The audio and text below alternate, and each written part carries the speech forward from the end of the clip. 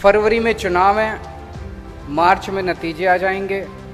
1 अप्रैल के बाद हर व्यापारी की सुरक्षा हमारी जिम्मेदारी होगी। जब दिल्ली में नई हमारी सरकार बनी, 49 दिन की सरकार, आप में से पता नहीं कितने लोगों को जाने का मौका मिला उस टाइम दिल्ली। भाई साहब, दिल्ली के अंदर रिश्वत कम नहीं हुई थी, बंद हो गई थी रिश्वतखोरी।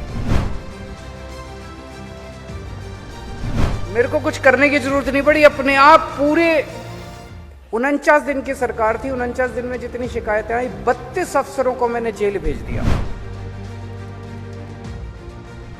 जब चुनाव आते हैं तो पार्टियों को जनता की याद आती है। 5 साल तो जनता की याद आती नहीं है। फिर जब जनता की याद आती है तो अपने कमरे में बैठ के फिर कुछ मैनिफेस्टो बनाते हैं। जब तक हम आपके बीच में आके आपसे समस्याओं के बारे में नहीं, और केवल समस्या नहीं, अपने को पंजाब को एक अलग लेवल पे ले जाना है, विकास के अलग लेवल पे ले जाना है अपने को, वो कैसे ले जाना है ये तो आप ही लोग बताओगे ना। ऐसा थोड़ी कि हमको सब कुछ आता था, पर ये जरूर है कि हम 24 घंटे जनता के बीच में घूमते रहते हैं और हम उन लोगों को ढूंढते हैं जिनको ये काम आता है। कोरोना बहुत बड़ी महामारी थी जिसकी वजह से सारे बिजनेस पे असर पड़ा। उस कोरोना की महामारी में जो जिम्मेदार सरकारें थी, जो सेंसिटिव सरकारें थी, उन्होंने अपने लोगों के साथ मिलकर उनका साथ दिया। दुर्भाग्यवश उस वक्त जब पंजाब के अंदर कोरोना फैला था, यहां की सरकार अपने लोगों को अनाथ छोड़ के, और आपस में उस टाइम सीएम की कुर्सी की लड़ाई चल रही थी। उन्हें ना व्यापारियों की चिंता थी, ना अस्पतालों की चिंता थी, ना दवाई की चिंता थी। मेरे को याद है 8वीं क्लास मैंने गांव से की थी, सिवानी गांव से। 1 साल के लिए मेरे पिताजी की नौकरी चली गई थी तो हम गांव चले गए थे। 1 साल तक मैं भी किराने की दुकान पे बैठा था। वो छोटा व्यापारी हमारे देश की अर्थव्यवस्था की रीढ़ की हड्डी है। राजेंद्र मित्तल जी ने कॉटन के व्यापारियों की बात करी। 400 मिल होती थी पहले, अब केवल 40 रह गई हैं। किसी भी मुख्यमंत्री को देख लो देश भर में, वो बड़े बड़े सम्मेलन करते हैं, उसमें बड़े बड़े इंडस्ट्रियलिस्ट को बुलाते हैं, बड़े बड़े साहूकारों को बुलाते हैं और कहते हैं अब इतने करोड़ का इन्वेस्टमेंट होगा। अरे जो इन्वेस्टमेंट हो गया उसको तो बचा लो। जो इंडस्ट्री लगी हुई है, दुकानें लगी हुई हैं, वो तो उजड़ रही हैं, वो तो पंजाब से उठ के दूसरे राज्यों में जा रही हैं। जो इंडस्ट्री यहां लगी थी अब वो उठ के दूसरे राज्यों में जा रही हैं, वो तो बच नहीं रही, वो तो बंद होती जा रही हैं, और हम नई इंडस्ट्री की बात कर रहे हैं। अजय बांसल जी ने बड़ी अच्छी बात कही। उन्होंने कहा जी दिवाली आ गई और अब सारे इंस्पेक्टर अपनी दिवाली लेने पहुंच जाते हैं। तो उसी ऑर्डर में हमने लिखा कि अगर कोई आपके यहां अधिकारी या कोई इंस्पेक्टर आ जाए तो ये व्हाट्सएप नंबर है, दूर से उसकी फोटो खींच के इस पे व्हाट्सएप कर देना। भाई साहब, उसके बाद इंस्पेक्टरों ने दिवाली लेना बंद कर दिया। फिर दिवाली जनता की होती थी, इंस्पेक्टर अपने घर पे दिवाली मनाता था, जनता अपने घर पे दिवाली मनाती थी। आज बठिंडा से, आसपास के इलाकों से और पंजाब के कई कोने कोने से आए हुए सभी व्यापारी भाइयों को मेरा नमस्कार, मेरा प्रणाम, सत श्री अकाल। मैं पिछले 1-1.5 महीने से कई जगह जा जाके व्यापारियों से बातचीत कर रहा हूं। सबसे पहले मैं लुधियाना गया, वहां पे भी इसी तरह से कई सारे व्यापारियों से बात हुई। वहां पे जो मुद्दे निकल के आए उन मुद्दों के ऊपर हमने बात की। फिर मैं जालंधर गया, जालंधर में भी व्यापारियों से काफी विस्तार में चर्चा हुई। आज भटिंडा में आप लोगों से चर्चा हुई। अभी तक अपने देश में जो माहौल है, चुनाव आते हैं, जब चुनाव आते हैं तो पार्टियों को जनता की याद आती है। 5 साल तो जनता की याद आती नहीं है। फिर जब जनता की याद आती है तो अपने कमरे में बैठ के फिर कुछ मैनिफेस्टो बनाते हैं। अभी मैं आपको अमन अरोड़ा जी ने बताया कि एक पार्टी ने मैनिफेस्टो बनाया, 13 पॉइंट लिखे हैं। उन्हें पता ही नहीं जनता को चाहिए क्या। हम भी बना सकते थे, हम भी बैठ जाते कमरे के अंदर और बना लेते, अपने 4-5 एमएलए को बिठा लेते, हम बैठ जाते और बना लेते। जब तक हम आपके बीच में आके आपसे समस्याओं के बारे में नहीं, और केवल समस्या नहीं, अपने को पंजाब को एक अलग लेवल पे ले जाना है, विकास के अलग लेवल पे ले जाना है अपने को। वो कैसे ले जाना है ये तो आप ही लोग बताओगे ना। मनीष सिसोदिया जी ने दिल्ली के अंदर स्कूल ठीक करे, हमारे सतेंद्र जैन जी ने दिल्ली के अंदर मोहल्ला क्लिनिक बनाए, सरकारी अस्पताल ठीक करे। कैसे करे? ऐसा थोड़ी कि हमको सब कुछ आता था, पर यह जरूर है कि हम 24 घंटे जनता के बीच में घूमते रहते हैं और हम उन लोगों को ढूंढते हैं जिनको ये काम आता है, उनके साथ बैठ के बनाते हैं। तो मैं शुक्रिया अदा करता हूं सतीश अरोड़ा जी का, करनैल सिंह जी का, प्रदीप बंसल जी का, तरसीम गर्ग जी का, राजेंद्र मित्तल जी का, अजय बंसल जी का। मैं उम्मीद करता हूं इन लोगों ने जो जो बातें कही वही मोटे मोटे तौर पे बाकी लोगों की भी बातें होंगी। मैं सारी नोट कर रहा था। सतीश अरोड़ा जी ने होटल इंडस्ट्री के बारे में बताया। 1700 होटल बैंकरप्ट हो गए, 2700 होटल बंद हो गए।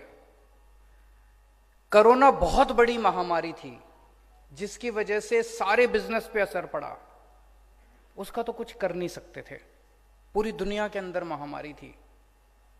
लेकिन उस कोरोना की महामारी में जो जिम्मेदार सरकारें थी, जो सेंसिटिव सरकारें थी, उन्होंने अपने लोगों के साथ मिलकर उनका साथ दिया। दिल्ली के अंदर जिस तरह से 24 घंटे हमने जनता का साथ दिया, व्यापारियों का साथ दिया, जो लोग बीमार हो गए उनका साथ दिया, उसकी तारीफ सारे मुल्क में हो रही है। दुर्भाग्यवश उस वक्त जब पंजाब के अंदर कोरोना फैला था, यहां की सरकार अपने लोगों को अनाथ छोड़ के, और आपस में उस टाइम सीएम की कुर्सी की लड़ाई चल रही थी यहां पे। उन्हें ना व्यापारियों की चिंता थी, ना अस्पतालों की चिंता थी, ना दवाई की चिंता थी। करनैल सिंह जी ने भ्रष्टाचार के बारे में कहा कि करप्शन बहुत ज़्यादा हो गया, करप्शन को ठीक करना है, इंस्पेक्टर राज ठीक करना है। उन्होंने 2000 करोड़ रुपए का लोन है उसके बारे में चर्चा की। प्रदीप बंसल जी ने छोटे व्यापारियों की बात की, बिल्कुल सही बात है। मैंने अक्सर देखा इस किस्म की मीटिंग में बड़ी बड़ी इंडस्ट्री और बड़ी बड़ी उसकी तो बात होती है व्यापार की, छोटे व्यापारियों की कोई नहीं बात करता। और छोटे व्यापारी हमारी अर्थव्यवस्था की रीढ़ की हड्डी हैं। छोटा व्यापारी रीढ़ की हड्डी है। मेरे को याद है 8वीं क्लास मैंने गांव से की थी, सिवानी गांव से। 1 साल के लिए मेरे पिताजी की नौकरी चली गई थी तो हम गांव चले गए थे। 1 साल तक मैं भी किराने की दुकान पे बैठा था। 8वीं क्लास पे स्कूल जाया करते थे, शाम को जब घर वापस आते थे तो थोड़ी देर के लिए किराने की दुकान पे मैं चाचा जी की दुकान थी। तो ये छोटा व्यापारी जो है, वो छोटा व्यापारी हमारे देश की अर्थव्यवस्था की रीढ़ की हड्डी है और सबसे ज्यादा मार उसी को पड़ती है। बड़ा व्यापारी तो फिर भी सारे डिपार्टमेंट को, महकमों को किसी तरह से, छोटा व्यापारी के पास तो बेचारे के पास पैसे नहीं होते, फिर भी सारे इंस्पेक्टर आके उसको तंग करते हैं। तरसीम गर्ग जी ने बड़ी इंपॉर्टेंट बात कही, इस पे मैं विस्तार पे बात करूंगा। उन्होंने कहा कि भटिंडा के अंदर कत्लेआम हो रहे हैं, मर्डर हो रहे हैं, फिरौती हो रही है, स्नैचिंग हो रही है, पूरी तरफ डर का माहौल है। इसके ऊपर मैं थोड़ा सा डिटेल में बात करूंगा। राजेंद्र मित्तल जी ने कॉटन के व्यापारियों की बात करी। 400 मिल होती थी पहले, अब केवल 40 रह गई हैं।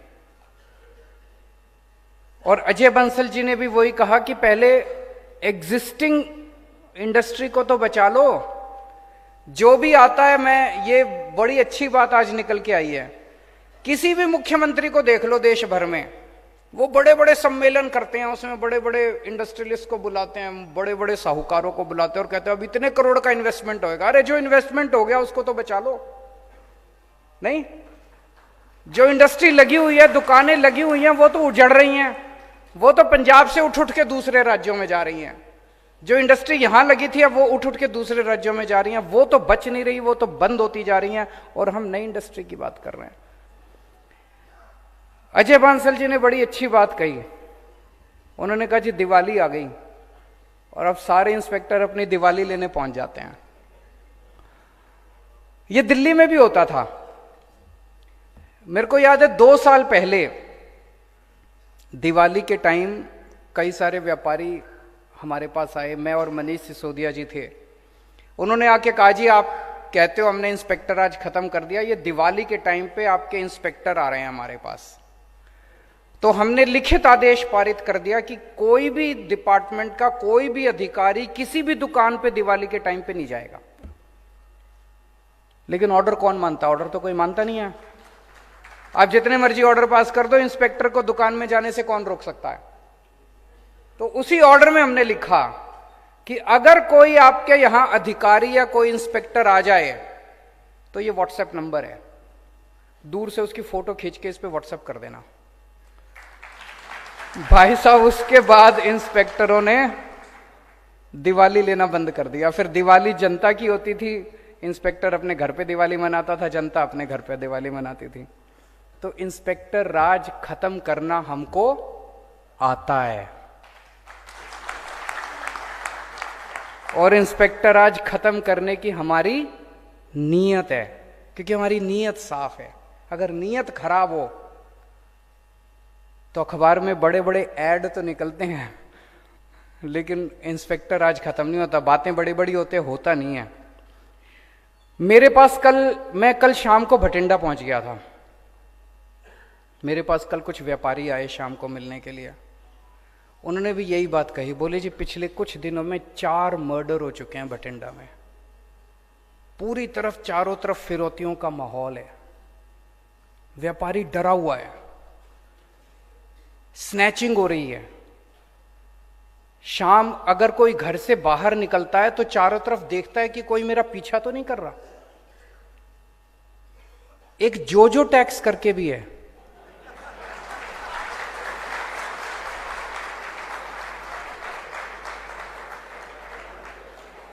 क्या? है।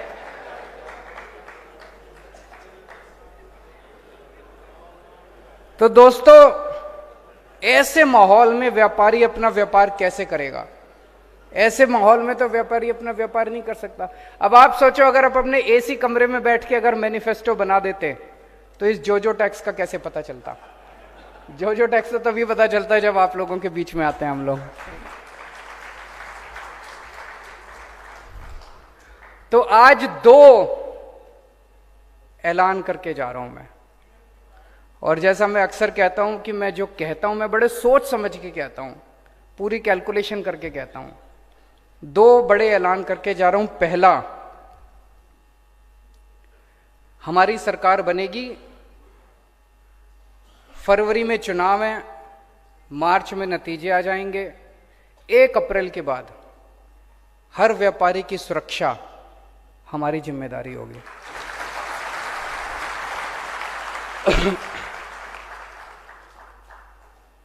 और आज आपको कहने के जा रहा हूं, उसके बाद डरने की जरूरत नहीं है।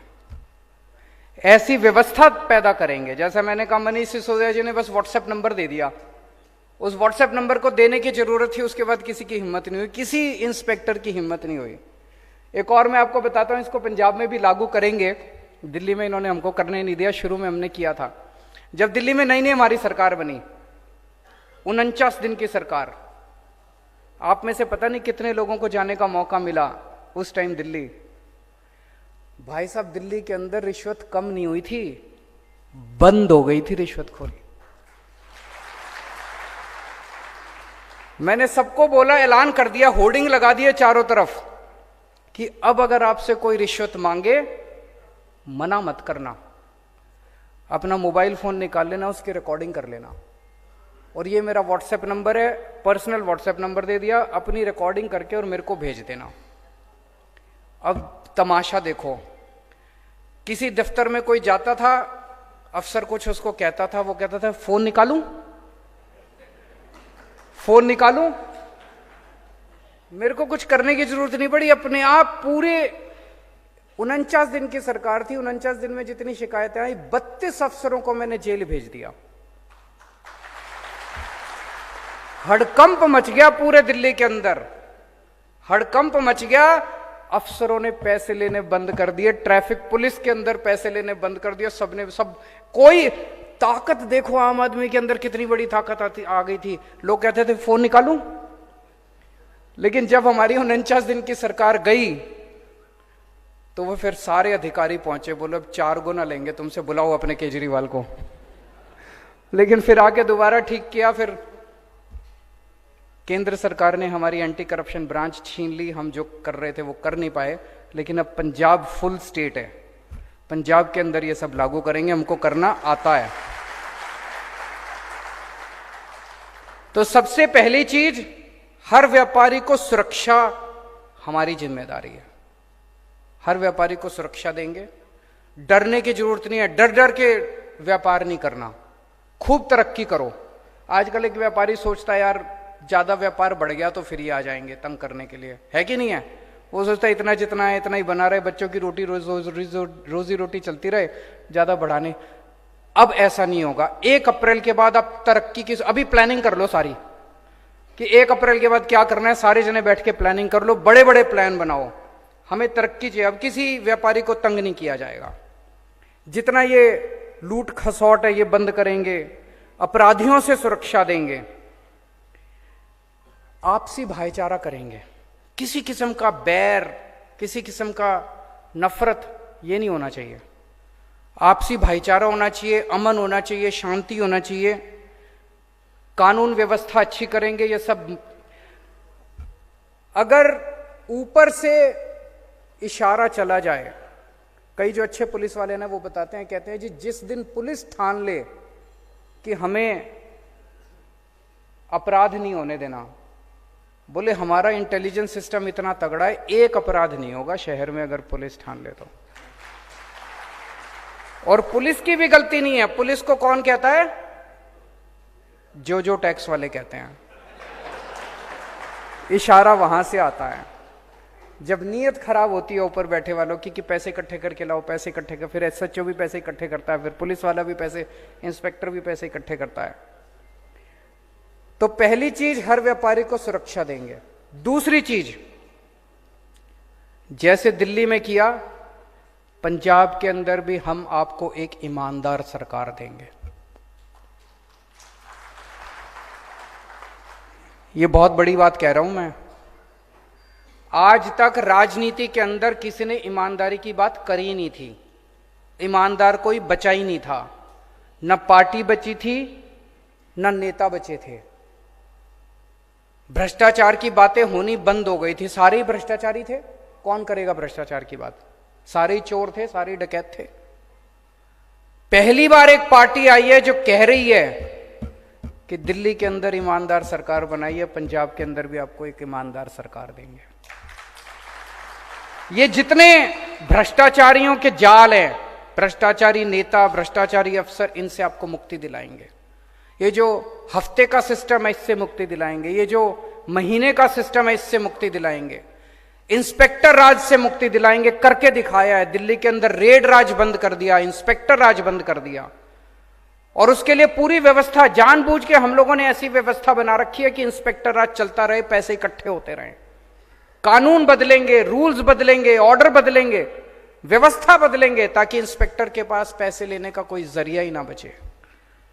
और आज कह के जा रहा हूं यहां पे जो टैक्स बंद करेंगे, और उनको भी कह रहा हूं कि अभी बंद कर दो, ज्यादा अच्छा है। तो अब किसी व्यापारी को तंग नहीं किया जाएगा, व्यापारियों को इज्जत बख्शी जाएगी, जिस तरह से व्यापारियों को कहते हैं बिचौलिया है, बिचौलिया है, बिचौलिया है, ये बिचौलिया शब्द बंद किया जाएगा। व्यापारी जो है वो 24 घंटे मेहनत करके कमाई करता है। लुधियाना में और जालंधर में जब व्यापारियों से बात करी तो दो बड़ी चीजें निकल के आई जो मैं कहना चाहता हूं। एक तो ये कि बिजली का पावर कट बहुत लग रहा है, तो पावर कट बंद करेंगे। दिल्ली में भी पहले बहुत पावर कट लगता था, जैसे पंजाब में अभी स्थिति है वैसे दिल्ली में भी स्थिति थी। पंजाब में पावर की कमी नहीं है, पंजाब पावर प्रोड्यूसिंग स्टेट है, लेकिन बिजली फिर भी नहीं आ रही। दिल्ली में भी पावर की कमी नहीं थी, बिजली खूब थी, फिर भी बिजली नहीं आती थी।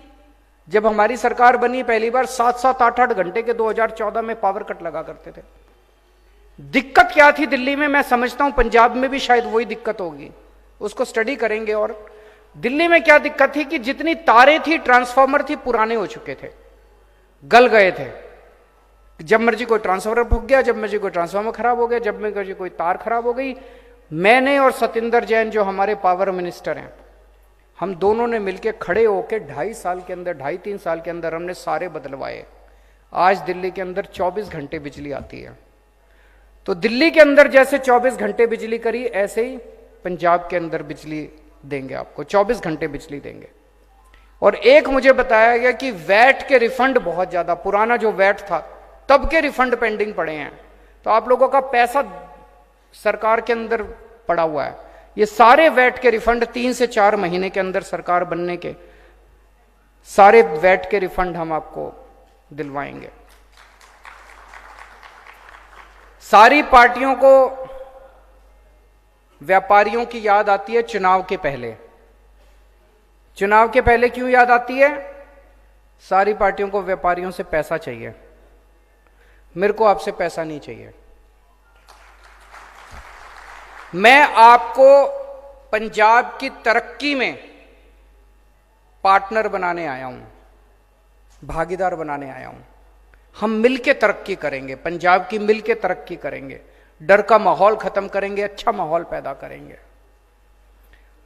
यह बात मैंने जालंधर में और लुधियाना में भी कही थी। 2 दिन बाद मैंने अखबार में पढ़ा कि चन्नी साहब ने बयान दिया है कि मैं आपको पार्टनर बनाना चाहता हूं। मैंने कहा कि हम इंस्पेक्टर राज खत्म करेंगे, तो चन्नी साहब ने अखबार में इश्तिहार लगाया कि मैं इंस्पेक्टर राज खत्म करूंगा। तो कर दो, अभी तो 2 महीने हैं, क्यों नहीं करते? कहते क्यों हो?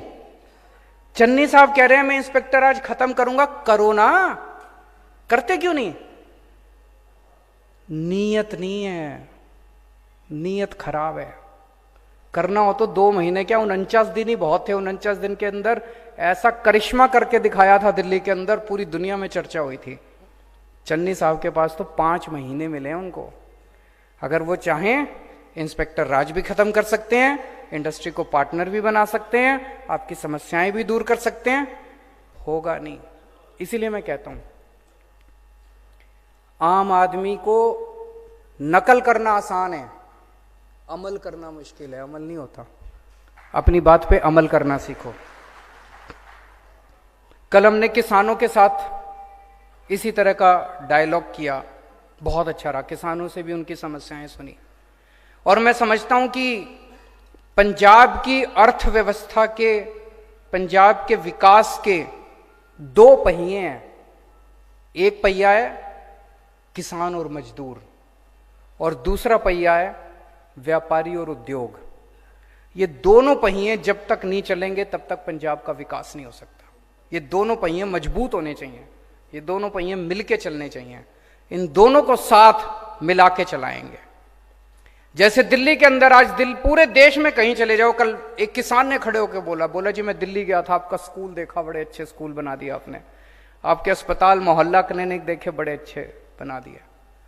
पूरे देश के अंदर चर्चा हो रही है जिस किस्म की शिक्षा के अंदर और स्वास्थ्य के क्षेत्र में दिल्ली के अंदर क्रांति हुई है, वैसी क्रांति पंजाब के अंदर किसानी और व्यापार के क्षेत्र में उसी किस्म की क्रांति करेंगे। पूरा देश उसका अनुसरण करेगा, पूरा देश पंजाब की तरफ देखेगा जिस तरह का विकास हम करेंगे। पिछले 70 साल में आप लोगों ने कांग्रेस पार्टी को पता नहीं कितने मौके दिए कि 10-12 बार तो बना ही दी होगी सरकार, और अकाली बीजेपी वालों को भी कितने मौके दिए, उनकी भी कई बार बना दी होगी सरकार। आपसे एक मौका मांगने आया हूं, बस एक मौका आम आदमी पार्टी को देके देखो। दिल्ली के व्यापारी पहले कहा जाता था सारे बीजेपी के होते थे, 5 साल के अंदर सारे आम आदमी पार्टी के हो गए। मैं आपको विश्वास दिला के जाता हूं, आज मैं आपसे मौका मांग के जा रहा हूं, 5 साल के बाद यहां जितने बैठे हैं और जितने बाहर सुन रहे हैं, पूरे पंजाब के व्यापारी आम आदमी पार्टी के मुरीद होंगे। हमने कोई जो टैक्स लगा के या गुंडा टैक्स लगा के या फर्जी केस करके ऐसे लोगों को नहीं डराया, हमने लोगों का दिल जीता है, लोगों के काम करे हैं, लोगों के बच्चों का भविष्य बनाया है, उनके परिवार का ख्याल रखा है। तो पंजाब एक मौका आम आदमी पार्टी को देखे, मैं आपको वचन दिलाता हूं कि सारी पार्टियों का आप भूल जाएंगे, उसके बाद आम आदमी पार्टी को हिलाने वाला कोई नहीं मिलेगा पंजाब के अंदर। आपका बहुत बहुत शुक्रिया, बहुत दूर दूर से आप लोग आए हैं, थैंक यू सो मच।